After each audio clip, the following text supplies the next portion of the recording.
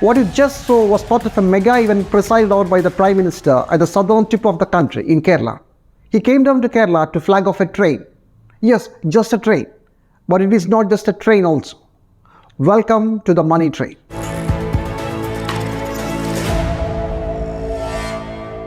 He was flagging off the 18th Vande Bharat Express train.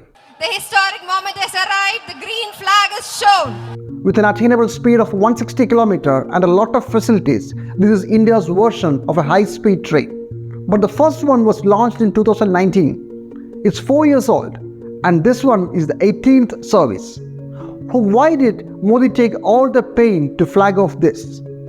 He and his party were scoring a political point against the left government of Kerala, whose similar state-of-the-art train project, Silver Line, couldn't take off due to stiff resistance from the people.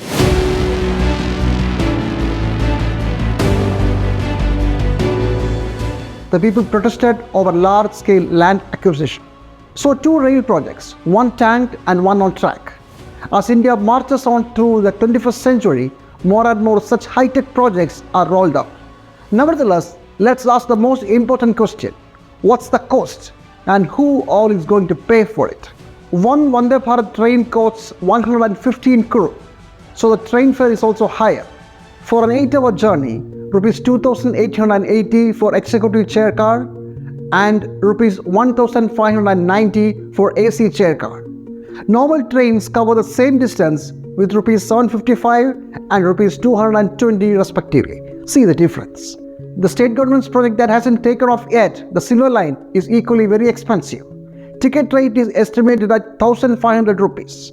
And when the project is completed eventually, it's estimated that the tickets will cost around 3,500. Very, very costly.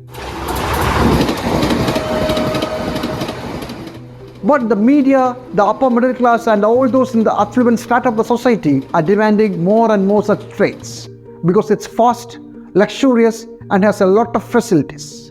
That's fine if we have other cheap options for the commoners. But what if I say that such cheap options are fast fading off? Indian Railways has decided and officially declared that except for some local trains, there will be no more non-AC seats. So except for a few slow-moving passenger trains and local trains, all trains will have only air-conditioned coaches. What about the fare? Of course, it will be more than the non-AC tickets. Even otherwise, the railway has been consistently reducing the number of non-AC coaches in the existing trains. Railway today is in a money-making campaign. Remember the ticket concession for senior citizens? We don't have it now. It was stopped during COVID, but never got reinstated.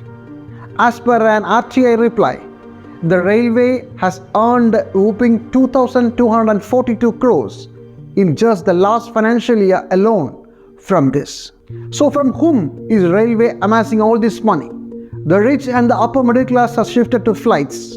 In India, it's the old Bharat that travels in train, and they are getting looted by their own government. Nowadays, even a hike of 500 rupees for a service is accepted without very much discomfort, with very little protests.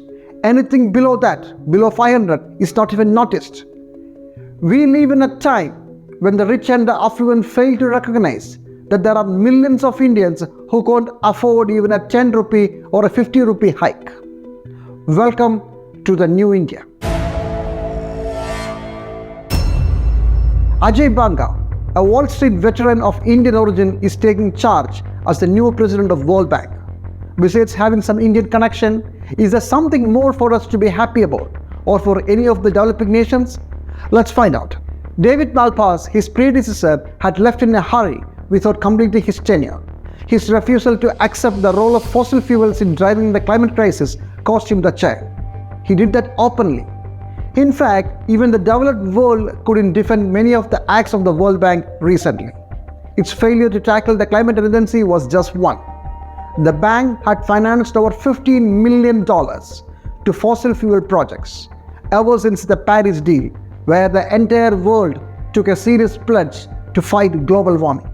2 reports in 2021 revealed serious ethical improprieties, conflicts of interest in the bank's advisory services, and data manipulation in the development of its flagship Ease of Doing Business report. In the Ease of Doing Business ratings, countries were anxious to dilute their environmental and forest protection laws as well as labor standards drastically to jump up the ladder of ratings. Eventually, the bank had to junk the ratings. In a case filed by fish workers from Gujarat, India, the bank wanted to hide behind the veil of immunity to deny the people their rightful demands. It was dismissed by the Supreme Court of the United States.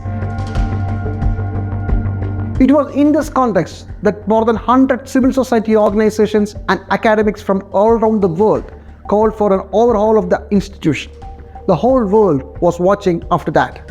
But the speed in which the US nominated Wall Street veteran Ajay Banga as their candidate and eventually the World Bank president came as a surprise. Malpara's resignation was a new opportunity to rethink the role of the institution to address the multiple challenges the countries of the global south were facing or still facing. Instead, the vice chair of a US private equity group, a former chief executive of MasterCard, was the choice to lead an international institution with a mandate to promote sustainable development and eradication of poverty.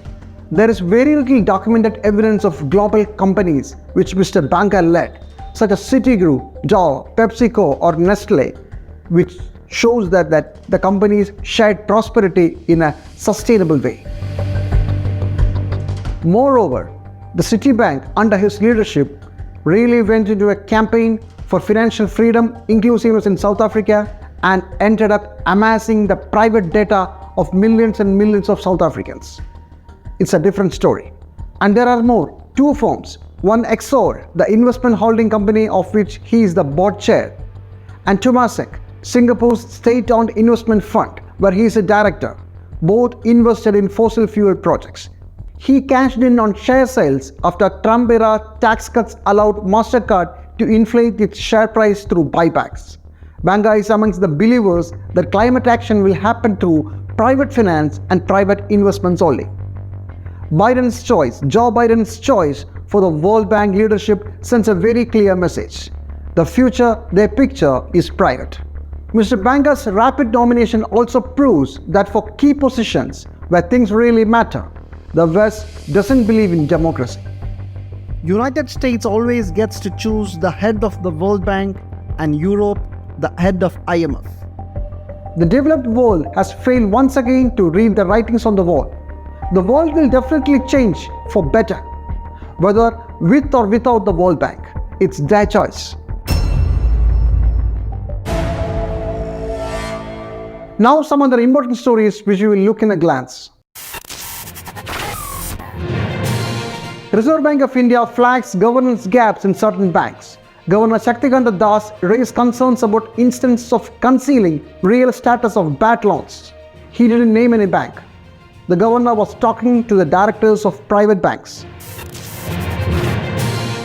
Privatization of banks is back in news. The finance minister said that there is no change in the plans. Remember that the decision to privatize banks was announced 2 years back.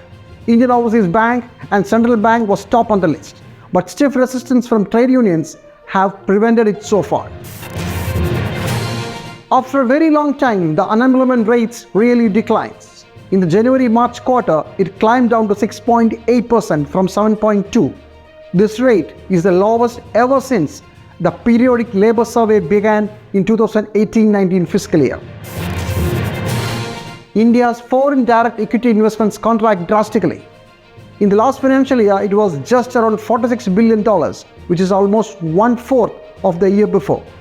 Last quarter was the worst, with just $9.28 billion.